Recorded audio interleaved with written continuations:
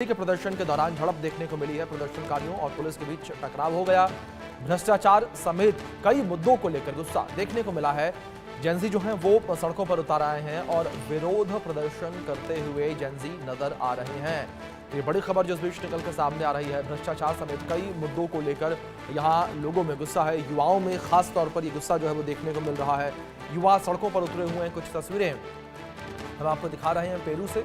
आपके स्क्रीन पर ये तस्वीरें हैं। तस्वीरों में देख सकते हैं किस तरीके से बड़ी संख्या में प्रदर्शनकारी युवा जो है वो सड़कों पर उतरे हुए हैं और कई जगहों पर आगजनी की घटना देखने को मिली है। हिंसक प्रदर्शन जो है वो देखने को मिला।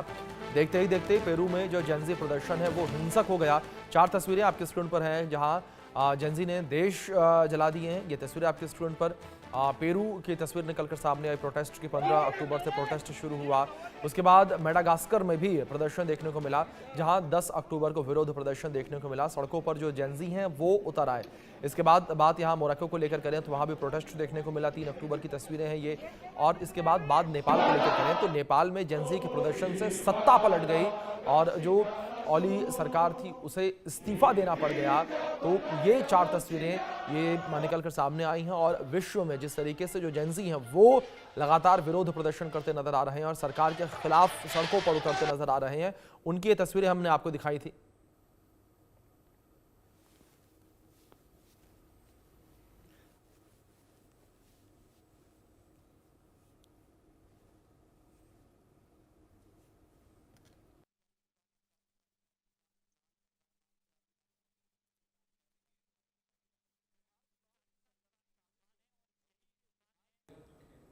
इस बीच हमारे सहयोगी आदित्य वधावन जुड़े हैं, रुक करेंगे उनका इन्फॉर्मेशन के लिए। आदित्य, अगर पेरू को लेकर बात करें तो पेरू में जो विरोध प्रदर्शन देखने को मिला उसे देखने के बाद शायद किसी ने अंदेशा नहीं लगाया था कि ये विरोध प्रदर्शन इतना उग्र हो जाएगा। आदित्य, क्या मुख्य मांगे हैं यहां पर पेरू के जेंजीज की?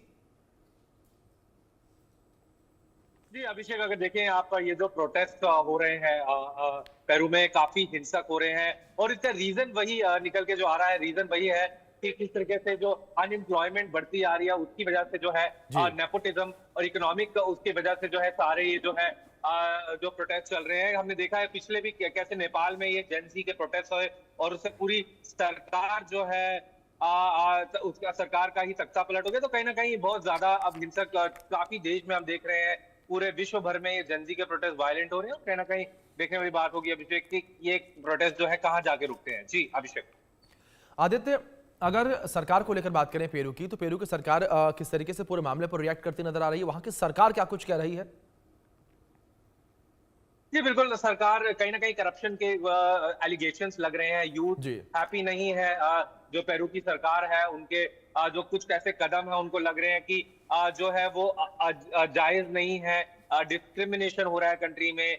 क्योंकि क्या होता है, यूथ आजकल सोशल मीडिया पे बहुत एक्टिव रहते हैं और सोशल मीडिया से इस तरह के हमने देखा नेपाल में किस तरह से हिंसक जी प्रोटेस्ट हुए और उसके बाद जो है वहां का जो केपी शर्मा ओली जो प्रधानमंत्री रहे नेपाल के, उनको वहां से इस्तीफा देना पड़ा। तो कहीं ना कहीं अब जो स्थिति है बहुत ज्यादा जो नाजुक है।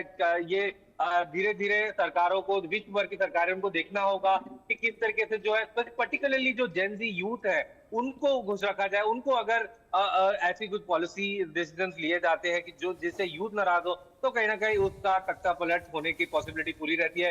क्योंकि ये सोशल मीडिया एक ऐसा एक प्लेटफॉर्म है जिससे आग की तरह जो है पूरी एक मूवमेंट की तरह फैलती है और फिर इस तरह के जेनजी प्रोटेस्ट होते हैं। अभिषेक जी आदित्य, फिलहाल अगर पेरू की स्थिति को लेकर बात करें तो मौजूदा समय में क्या स्थिति है? क्या अभी भी ये पूरा विरोध प्रदर्शन हिंसक होता नजर आ रहा है या सरकार जो जेंजी हैं उन्हें मनाने में कामयाब साबित हुई है?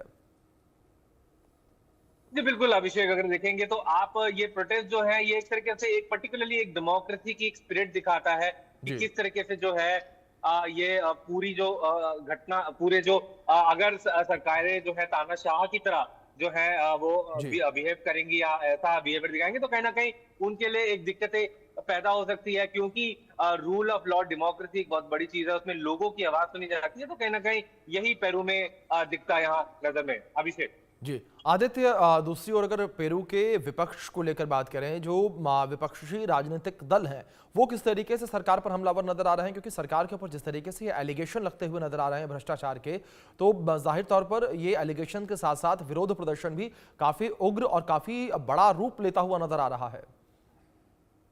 जी बिल्कुल, आपने अभिषेक बिल्कुल ठीक कहा। काफी उग्र जो है ये प्रोटेस्ट नजर आ रहे हैं। ये कहीं ना कहीं दिखलाता है कि कहीं ना कहीं यूथ जो है बहुत ज्यादा गुस्साए हुए हैं पेरू के। कहीं ना कहीं ये उनका एक एंगर है, रिजेंटमेंट है जो पेरू की सरकार है कि क्यों इस तरह की नीतियों।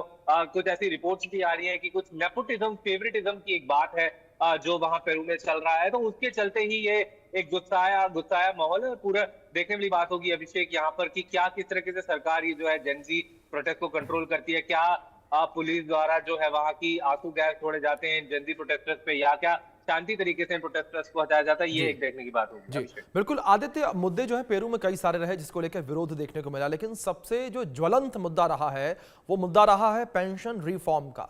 आदित्य, पेंशन रिफॉर्म को लेकर किस तरीके से जो पेरू गवर्नमेंट है वो इंट्रोड्यूस करती नजर आई और इसको लेकर जो है विरोध युवाओं में देखने को मिला? बिल्कुल अभिषेक, हम देखते आ रहे हैं कि इस तरह के प्रोटेस्ट जो है पिछले अभी हाल ही में जो है कुछ हमने देखे कि देशों में इस तरह के प्रोटेस्ट हुए हैं जनजी द्वारा। कहीं ना कहीं उनमें वायलेंट, यहाँ भी जैसे वायलेंट प्रोटेस्ट दिख रहे हैं, झड़प जो है देख रहे हैं। यूथ किस तरीके से एक एकत्रितता जो है लोगों की वो नजर में आ रही है। तो कहीं ना कहीं जो स्थिति है नाजुक है। देखने वाली बात होगी अभिषेक यहाँ से कि किस तरीके से चीजें आगे बढ़ती हैं। जी बिल्कुल। और दूसरी ओर आदित्य, अगर बात पेरू की सरकार को लेकर करें तो लोगों का गुस्सा इस बात को लेकर भी कि जो वहां पर अधूरे सड़क के निर्माण है, अधूरे हवाई अड्डे के निर्माण है और इन निर्माण कार्यों में भ्रष्टाचार। बिल्कुल अभिषेक, जैसे कि अगर आप देखें तो एक पैटर्न इस तरह का पैटर्न बन रहा है कि किस तरीके से जो है ये जनजी प्रोटेस्ट जिस तरीके से एक तरीके से एक सोशल चेंज मांग रहे हैं। जो सरकार की नीतियां हैं अगर हम विश्व भर की वो देखें तो किस तरीके से एक चेंज ला सकते हैं, वहां पर किस तरीके से जो है वो ला सकते हैं, इस पर एक पूरा एक दबाव डालने की पूरी तैयारी। तो कहीं ना कहीं हम देख सकते हैं कि पेरू की जो सरकार है उन पे ऑलरेडी एक प्रेशर पड़ रहा है और अब आने वाले समय में देखने की बात होगी कि किस तरीके से जो है यहाँ पे पेरू के जो सियासत में जितने भी टॉप मिनिस्टर है पेरू की सरकार में, क्या इस पर डिसीजन लेते हैं। बिल्कुल, जाहिर तौर पर आदित्य, अब देखने वाली बात यहाँ पर यही होगी कि इस तरीके से पेरू में हालात जो हैं वो सामान्य होते हुए नजर आते हैं, क्योंकि लगातार स्थितियाँ जो हैं वो उग्र होती चली जा रही हैं। फिलहाल बहुत शुक्रिया आपका जुड़ने के लिए और इन तमाम जानकारियों के लिए। ये तस्वीरें भी लगातार हम आपको दिखा रहे हैं। इन तस्वीरों के माध्यम से आप साफ तौर पर यह अंदेशा लगा सकते हैं कि किस तरीके से पेरू में इस वक्त प्रोटेस्ट किया जा रहा है, युवा किस तरीके से विरोध कर रहे हैं, सड़कों पर किस तरीके से उतरे हुए हैं। युवाओं की मांग है कि जो भ्रष्टाचार है उसे खत्म किया जाए जड़ से और भ्रष्टाचार को लेकर कोई ठोस कदम सरकार के द्वारा उठाए जाएं।